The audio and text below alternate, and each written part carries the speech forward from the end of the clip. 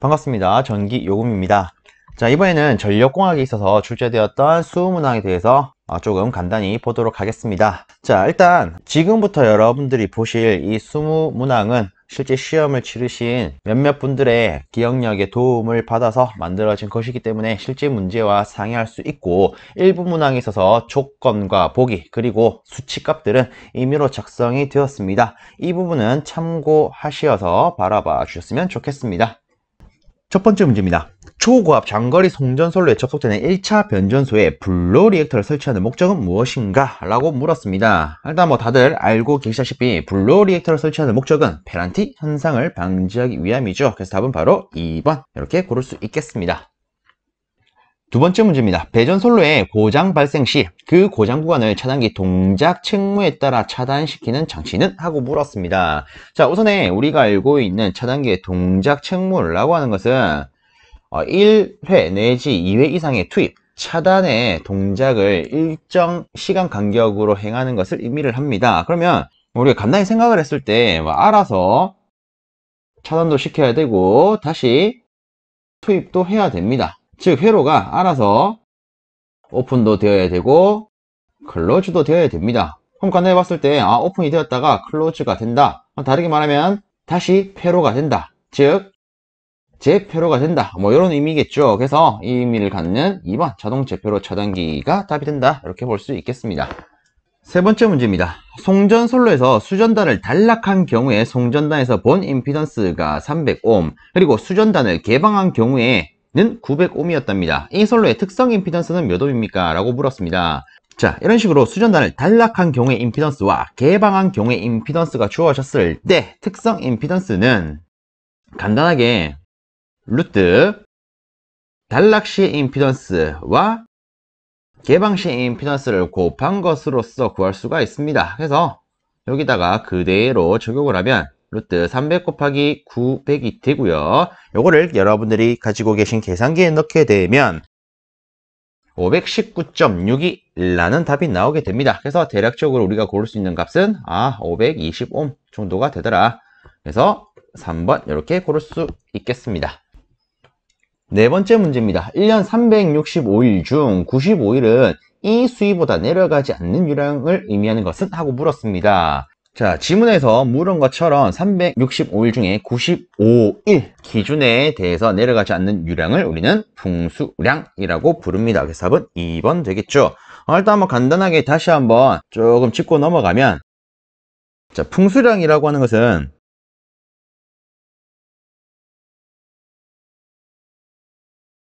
1년 365일 중 95일간 이보다 내려가지 않는 유량을 의미를 합니다. 그럼 이 외 나머지 평수량, 저수량, 갈수량 같은 경우에는 1년 365일 중 뭐보다 내려가지 않는 유량, 얘는 똑같고요. 이 수치가 다르죠. 평수량 같은 경우에는 여기서 90을 더한 185일간이 되고요. 그 다음에 저수량 같은 경우에는 다시 90을 더한 275일간이 되고요. 그 다음에 갈수량 같은 경우에는 90이 아닌 80을 더한 355일간에 대한 값이 되겠습니다. 그래서 이런 거 같은 경우에는 같이 다시 한번 챙겨주시면 도움이 되지 않을까 싶습니다.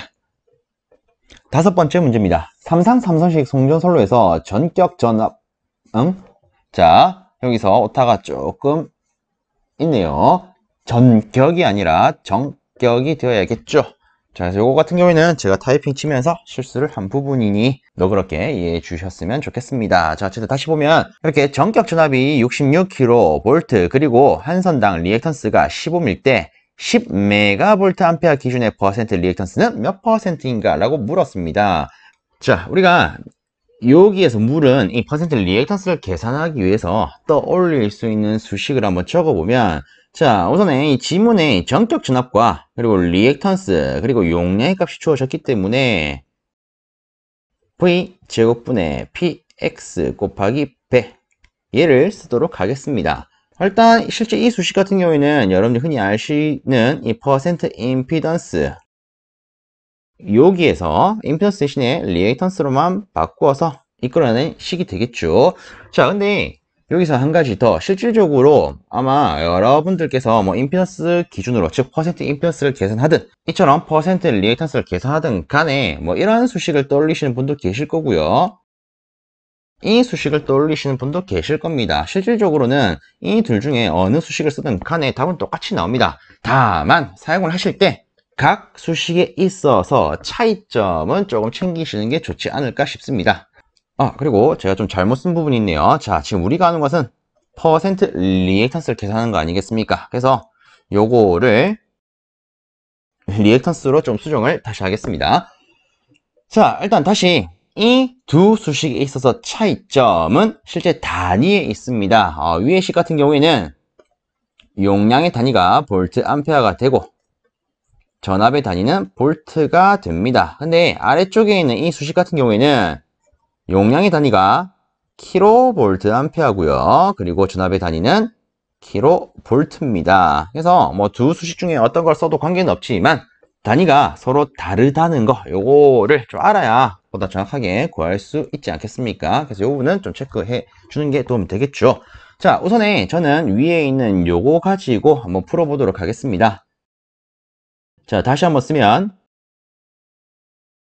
자, 이렇게 될 거고요. 주어진 조건을 그대로 대입을 하겠습니다. 자, 그래서 요거를 여러분들이 갖고 계신 계산기에 넣으면 계산기에서는 2.3이라는 결과를 퇴하고 뱉어낼 겁니다. 자, 그래서 답은 3번 이렇게 되겠죠. 자, 그리고 여기에 있는 이 아래쪽에 있는 이 수식으로도 한번 풀어보도록 하겠습니다. 자, 일단 다시 한번 쓰면 자, 이렇게 될 거고요. 여기다가 이제 주어진 조건을 다시 한번 더 대입을 할 건데, 이때 요놈의 단위가 킬로볼트 암페어고 요놈의 단위가 킬로볼트라는 거 다시 한번 생각해 주시면서 바라봐 주십시오. 자, 그래서 요 단위에 의거해서 대입을 하면 자, 이렇게 될 거고요. 얘를 여러분들이 갖고 계신 계산기에 넣게 되면 위에 식으로 계산했을 때와 똑같이 2.3%라는 결과가 나오게 됩니다. 자, 어쨌든 답은 3번 된다는 거 체크하고 넘어가겠습니다. 여섯 번째 문제입니다. 장거리 송전솔로는 일반적으로 어떤 회로로 취급하여 회로를 해석하는가? 아하, 솔직히 이런 거 나오면 정말 기분 좋겠다, 그죠? 자, 장거리 송전솔로 같은 경우에는 분포 정수 회로로 해석을 합니다. 자, 체크하고 넘어갑니다. 7번 문제, 배전계통에서 사용하는 고압용 차단기의 종류가 아닌 것은? 하고 물었습니다. 솔직히 이런 거 나와도 우리 입장에서는 기분이 매우 좋을 것 같아요. 그쵸? 자, 일단 7번 문제의 답은 1번이라는 거. 자, 실제 기중 차단기 같은 경우에는 고압용이 아니라 저압용으로 사용하는 친구가 되겠습니다. 그래서 이렇게 간단히 체크하고 넘어갑니다. 다음으로 8번째 문제입니다. 전력선에 의한 통신선로의 전자유도장애의 주된 발생 요인은? 하고 물었습니다. 일단은 우리가 간단히 생각할 수 있기로는 전자유도장애의 주된 발생 요인은 제3고주파 전류 아니겠습니까? 그쵸? 근데 우리가 알고 있는 이 제3고주파 전류는 실제 영상분으로 볼 수가 있는 친구죠. 그래서 다르게 말하면 영상전류가 흐르기 때문에 이렇게 답을 고를 수가 있겠습니다.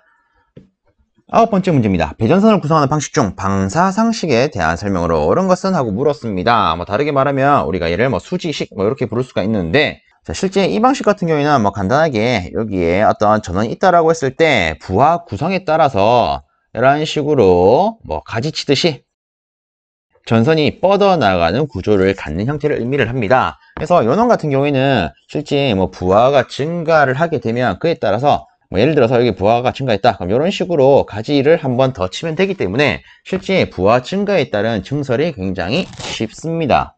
근데 다만 이런 방식 같은 경우에는 전압가가 좀 크죠. 그리고 실제 사고 시에 정전이 크게 일어날 수 있기 때문에 그렇게 안정적인 방법은 아니다라고 간단히 볼 수가 있는 친구가 됩니다. 그래서 이에 따라서 옳은 것을 요 보기상에서 고르게 되면 답은 3번 이렇게 고를 수 있겠죠. 부하의 분포에 따라 수지상으로, 즉 이렇게 제가 간단히 그린 이렇게 가지치는 형식으로 분기선을 내는 방식이 되더라. 이외에 다른 보기를 간단히 보면 실제 이 방사상식, 이 방식 같은 경우에는 전압가가 꽤나 큰 방식이죠. 그래서 1번 같은 경우에 당연히 틀린 말이 될 거고요. 그리고 수용 증가에 따른 선로 연장이 어렵다? 아니죠. 실제 부하가 증가하게 되면 그에 따라 증설이 쉬운 방법입니다. 그래서 수용 증가에 따른 선로의 연장이 쉬운 방법이 되죠. 그리고 사고 시에 무정점 공급을 할 수 있어? 이거는 진짜 계속 잘못된 소리죠. 그래서 실제 뭐 요걸 가지고 간단히 예시를 들면 이 중간에 사고가 일어났어요. 그러면 이 뒤에는 싸그리 정전이 되는 조금 거시기한 상황이 발생할 수 있습니다. 그래서 뭐 이번 문제 답은 3번 이렇게 간단히 체크할 수 있는 문제겠죠. 체크하고 넘어갑니다. 10번째 문제입니다. 송전 계통의 안정도 향상 대책이 아닌 것은? 하고 물었습니다. 요 아래쪽에 있는 보기를 가지고 바로 체크를 해보면 첫 번째, 안정도를 향상시키려면 당연히 전압 변동을 적게 해야 됩니다. 그리고 고속도 제표로 방식을 사용할 수가 있고요. 그리고 고장 출류를 당연히 적게 하는 게 안정도 향상 대책이 되겠죠. 자, 그 다음으로 계통의 직렬 리액턴스를 증가시킨다. 실질적으로 리액턴스는 증가가 아니라 감소시켜야 됩니다. 그래서 답은 4번 이렇게 고를 수 있는 문제가 되겠습니다. 다음으로 11번째 문제입니다. 역률 80% 그리고 500kW의 부하의 역률을 90%로 개선하기 위해 필요한 콘덴서의 정전 용량은 약 몇 마이크로패럿입니까? 라고 물었습니다. 그리고 콘덴서에 인가되는 전압과 주파수는 각각 6.6kV, 60Hz다. 이렇게 조건이 주어졌습니다. 자, 우선에 우리가 이 지문에 따라서 역률을 90%로 개선하기 위한 콘덴서의 용량부터 한번 구해보면, 자, 이때 필요한 콘덴서 용량을 Q라고 넣겠습니다. 그럼 이때 우리가 쓸 수 있는 공식은 많은 분들이 알고 있다시피 이런 수식을 쓸 수가 있습니다. 근데 여기서 다시 P, 즉 유효 전력에다가 뒤에 수식을 쓸 건데 이 탄젠트 대신에 코사인 분의 사인으로 조금 변경시키도록 하겠습니다. 자, 일단은 세타1 같은 경우에는 역률 개선 전을 기준으로 하고요. 세타2는 역률 개선 후를 기준으로 합니다. 자, 그래서 여기다가 필요한 조건을 대입을 하면 일단 주어진 유효 전력가, 지금 지문에서는 500이라고 주어져 있습니다. 자, 여기다가 역률 개선 전에 있어서의 역률이 80%이기 때문에 이 코사인 세타1에다가 0.8 넣고요. 그리고 실질적으로 역률이 80%일 때는 무효율이 60%이기 때문에 0.6 이렇게 넣겠습니다. 그리고 역률을 우리가 90%로 개선하려고 하기 때문에 여기는 0.9를 넣을 수가 있고, 그리고 역률을 개선했을 때 무효율 같은 경우에는 실질적으로 우리가 1 코사인 제곱 세타2 이런 식으로 바꿔 쓸 수가 있죠. 그래서 여기다가 이런 식으로 대입을 하도록 하겠습니다. 그럼 실제 이 값을 계산을 하게 되면 132.84라는 값이 나옵니다. 그럼 답은 4번 이렇게 체크하고 넘어갈 수 있겠죠. 자, 근데 문제는 실제 이렇게 4번을 찍게 되는 경우에는 오답 처리가 됩니다. 그래서 많은 분들이 영상을 보시면서 요거는 오답인데 이렇게 생각을 하시는 분도 계시겠지만 이게 왜 오답인데 이렇게 생각하시는 분도 물론 있을 수 있습니다. 얘가 왜 오답이냐면, 자, 단위를 잘 보십시오. 지금 지문에 주어진 단위는 마이크로 패럿입니다. 자, 근데 우리가 알기로 실제 이런 수식을 써서 나타낸 이 결과값에 있어서 단위, 얘는 뭡니까? 그렇죠. 얘는 우리가 킬로, 볼트, 암페어라는 것을 알고 있습니다. 혹은 콘덴서에 대한 거기 때문에 실제 킬로, 바르 이런 식으로도 취급할 수 있죠. 즉, 이 답에 있어서의 단위는 얘가 되기 때문에 이 지문에서 만족하는 답이 될 수가 없습니다. 그래서 이놈이 오답이라는 거예요. 그렇죠. 그래서 요거 같은 경우에는 실질적으로 지극히 제 개인적인 생각인데, 일반적으로는 이제 많은 분들이 이 수식을 가지고 이렇게 계산하는 거를 다 알고 있습니다. 솔직히 여기 익숙해져 있어요. 그래서 이렇게 익숙해진 분들에 있어서 조금 낫기 위한 문제가 아닐까 싶습니다. 그래서 많은 분들은 딱 여기까지만 체크하고 이 계산하기 위해 필요한 용량 이거지 하고 체크하고 넘어갈 거기 때문에. 그쵸. 그래서 요거는 약간 낚시성이 조금 짙은 문제라고 저는 생각을 합니다. 그래서 앞으로 여러분들이 이제 시험장 가서 문제를 볼 때는 진짜 어떤 것을 요구하는지 주어진 단위 이런 거 체크 잘 하셔야겠죠. 괜히 이런 것 때문에 틀려가지고 떨어지면은 허파 뒤집어지지 않겠습니까? 그래서 시험장 가셨을 때 진짜 단위 다시 한번 체크하시면서 푸셨으면 좋겠습니다. 자, 그래서 여기에 대해서 다시 좀 더 자세히 풀도록 하겠습니다. 자, 그러면 다시 보면 실제 우리가 계산한 이 값은 콘덴서에 있어서는 실적으로 무효 전력으로 취급할 수가 있죠. 근데 우리가 알기로 이 무효 전력이라고 하는 것은 다시 쓰면 이런 식으로 나타낼 수가 있습니다. 요거는 편의상 이렇게 쓸게요. 근데 우리가 뭐 Q로 표현을 했으니까 뭐 이렇게 해놓으면 되겠죠. 자, 그럼 여기서 우리가 여기에 주어진 콘덴서의 정전 용량에 대한 크기만 고려한다라고 치면은 실제 요 수식은 오메가 C분의 1분의 V의 제곱으로 표현할 수가 있고, 다시 정리하면 오메가 C V 제곱으로 쓸 수가 있을 겁니다. 그럼 여기서 우리가 구하고자 하는 것은 이 친구, 즉 정전 용량이기 때문에 다시 이항을 하면 이렇게 쓸 수가 있겠죠. 그리고 다시 정리를 하면 이 오메가 대신에 2 파이 F로 쓸 수가 있을 겁니다. 그럼 다시 여기에 주어진 조건을 그대로 대입을 하겠습니다. 자, 그래서 요거를 여러분들이 갖고 계신 계산기에 넣게 되면 계산기에서는 8.09 곱하기 10의 마이너스 6승이라는 답을 퇴하고 뱉어낼 겁니다. 자, 그래서 요거를 다시 정리하면 8.09 마이크로페럿이 되겠죠. 그래서 답은 1번이 되겠습니다. 그래서 다시 한번 구하고자 하는 값에 있어서의 단위가 무엇인지 요거 체크해 주시길 바랍니다. 넘어가겠습니다. 다음으로 12번째 문제입니다. 동기조상기에 대한 다음 설명 중에서 잘못된 것은 하고 물었습니다. 자, 일단 보기를 바로 보면 전압 조정이 연속적이다. 실제 이 동기조상기 같은 경우에는 우리가 뭐 리액터와 콘덴서와 비교를 하면 이놈 같은 경우에는 회전기죠. 그렇다 보니까 실제 전압 조정이 연속적이 되고요. 그리고 두 번째, 세 번째 보기를 보면 자, 하나는 부족 여자로 운전하여 뒤진 전류를 취할 수가 있고 하나는 과여자로 운전하여 앞선 전류를 취할 수 있답니다.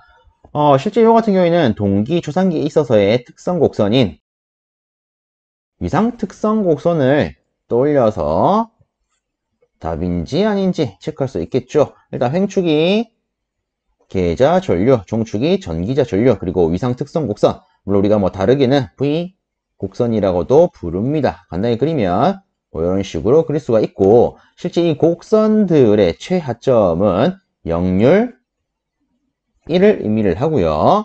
그리고 역률 1일 때에 비해서 계자 전류가 작을 때를 우리가 부족 여자라 부르고 이때를 과여자라 부릅니다. 그렇죠. 그리고 부족 여자일 때는 기본적으로 역률이 지상이 되고요. 과여자일 때는 진상이 되죠. 자, 그래서 부족 여자일 때는 실제 지상 역률을 취할 수가 있고요. 다르게 말하면 지상 전류를 취할 수가 있고, 과여자일 때는 진상 전류를 취할 수가 있습니다. 물론 또 다르게 말하면 지상 전류를 우리는 뒤진 전류라고 말을 하고요. 진상 전류를 우리가 다른 말로 앞선 전류라고 부릅니다. 그래서 실질적으로 2번과 3번까지도 다 맞는 말이 되겠죠. 그럼 답은 4번이 됩니다. 자, 일단은 우리가 뭐 다른 조상 설비인 리액터와 콘덴서와 비교를 하면 실제 리액터와 콘덴서 같은 경우에 시충전이 불가능하지만 이 동기 조상기 같은 경우에는 시충전이 가능합니다. 그래서 답은 바로 뭐 4번 이렇게 볼 수 있겠죠. 그리고 실제 뭐 조상 설비에 있어서 뭐 참고하면 좋은 내용이 이런 게 있습니다. 물론 이제 다들 알고 계시겠지만 다시 한 번 더 보시면서 상기시키면 조금 도움이 될 수 있겠죠. 그래서 요거 한번 보면서 체크하고 넘어가도록 하겠습니다.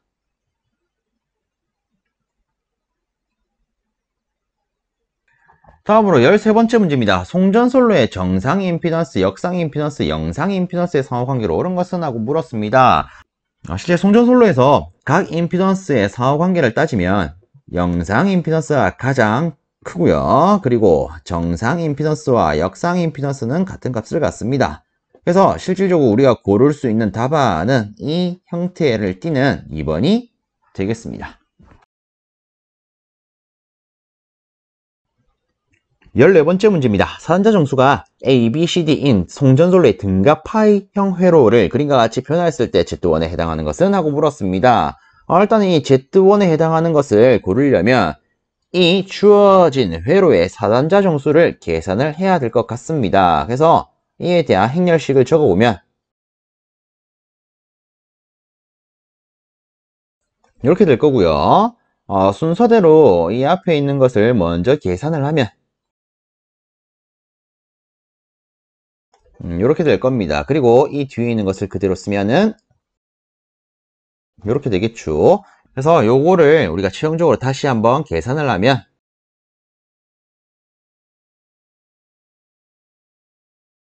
이런 식으로 나타낼 수가 있습니다. 자, 그럼 여기서 이놈 자체가 A, 요놈이 B, 요놈이 C, 요놈이 D이기 때문에 Z1은 B로 표현할 수 있겠구나. 이렇게 볼 수 있겠죠. 그래서 답은 1번이 되겠습니다. 15번 문제입니다. 그림과 같은 66kV 선로의 송전 전력이 요렇게롬 그리고 역률이 지상 0.8일 때 이놈 자체가 의미하는 게 G상이 되겠습니다. 자, 이때 A상에 완전 지락사고가 발생을 했습니다. 지락계전기 DG에 흐르는 전류는 약 몇 암페어입니까? 그리고 뭐 요렇게 무시한다. 주어져 있습니다. 자, 일단은 여기 그림과 같이 A상이 완전히 지락이 되면 실질적으로 이때 지락 전류가 이런 식으로 흐르게 될 겁니다.